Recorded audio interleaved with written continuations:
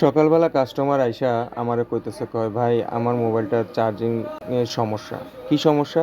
কয় চার্জ হতে সময় লাগে ৫-৬ ঘন্টা। আমি কয়েকটা মিস্ত্রিরে দেখাইছি, আবার চার্জিং পিনও কয়েকটা তারা চেঞ্জ করে দিছে। কিন্তু চার্জ এরকমভাবে হয়। পরে আমারে কইতেছে কয় যে আমরা লজিকটা পাল্টাইতে হইব। তো এখন আমার এইটা হইছে অরিজিনাল লজিক। তারা তো লাগাইলে আমার মার্কেটের ২ নাম্বার লজিকটা লাগাই দিব। তারা তার অরিজিনাল লজিক লাগাই দিব না। এখন ভাই লজিকটা চেঞ্জ করা ছাড়া কিছু করা যায় কিনা বলেন তো? তা আমি কইলাম অবশ্যই করা যাইব, দেন আমি দেখে নিই।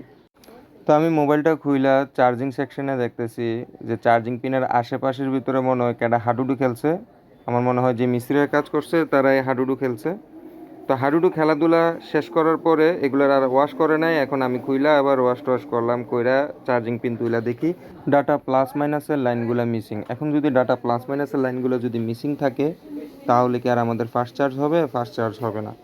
সেজন্য আমি এখন বিভাজ লাইনে আর নেগেটিভ লাইনটারে রাখলাম। ওইগুলা যেহেতু সুস্থ আছে ওইগুলা রাইখা বাকি লাইনগুলো আমি দেখতেছি, ট্রেকিং করতেছি যে কোথা থেকে কোথায় গেল।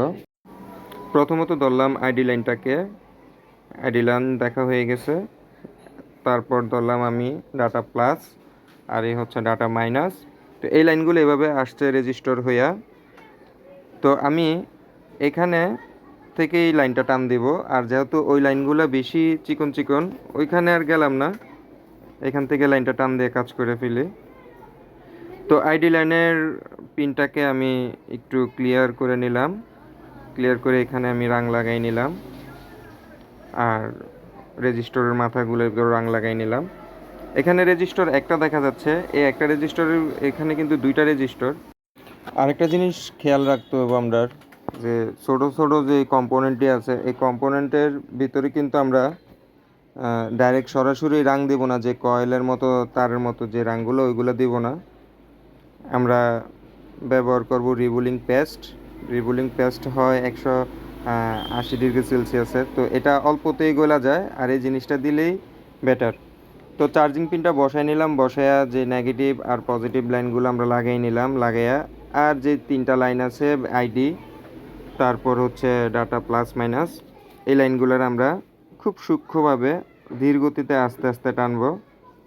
তো চার্জিং পোর্টের লেগগুলো আমরা লাগাই নিই, লেগগুলো লাগাইলে এটা একটু স্ট্রং হবে। তারপর আমরা খুব ধীরে সুস্থে আস্তে আস্তে নিলাম জাম্পার ওয়্যার নিয়ে। প্রথমে যেহেতু আমরা টার্গেট করছি আইডি লাইনটাকে, আমরা এই আইডি লাইনের সাথে এটা কানেক্ট করে দিব। দেন আমাদের আইডি লাইনের কাজ শেষ। এখন আমরা আবার জাম্পার ওয়্যারের ভিতরে রাং লাগাই নেব। রাং লাগাইয়া আমরা তারপর ধরবো ডাটা প্লাস। ডাটা প্লাসের লাইনটাও খুব সাবধানতার সাথে, তারগুলো একটু লুজ লুজ রাখতে হবে যেন টান টান না হয়। আবার রাং লাগাইয়া আমি এবার এদিকে লাগিয়ে দিলাম। হয় কি একটা পাশ থেকে একটু রাং লাগাই নিতে হয় আগে জাম্পার ওয়্যারে, না হয় যে কম্পোনেন্টের সাথে লাগাবো কম্পোনেন্টটা বেশি গরম হলে কিন্তু কম্পোনেন্টটা আবার উঠা যাবে, তাতালার মাথার সাথে উঠা যাবে। তো এই জিনিসটাও কিন্তু আমাদের খেয়াল রাখতে হবে। আর কাজ তো অবশ্যই ধীরে সুস্থে করতে হবে।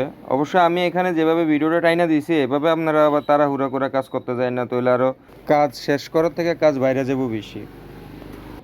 তো এখন ডাটা মাইনাসের লাইনটাও লাগাই নিলাম, এটা কাইটা নিলাম, কাটতেও সাবধান যেন কম্পোনেন্ট ক্ষতিগ্রস্ত না হয়। এখন এগুলো তো লাগানো শেষ, তো একটু থিনার দিয়ে ওয়াশ করে নেই। থিনার দিয়ে ওয়াশ করে আমরা এদিকে ইউভি গ্লু ব্যবহার করব। তো জায়গাটা একদম ড্রাই করে নিলাম, ইউভি গ্লু লাগাই দিলাম। ইউভি গ্লু দিলে হয় কি জায়গাটা মেলামানের মতো শক্ত হয়ে যাব, হিট দিলে তারগুলো নষ্ট হবে না।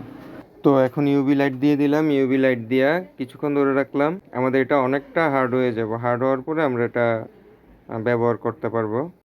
ভিডিওটি ভালো লাগলে অবশ্যই একটা লাইক করে দিবেন, আর আমি প্রতিনিয়ত এমন ভিডিও দিয়ে যাব বলে আজকের ভিডিও শেষ করছি। সবাই ভালো থাকবেন, আল্লাহ হাফেজ।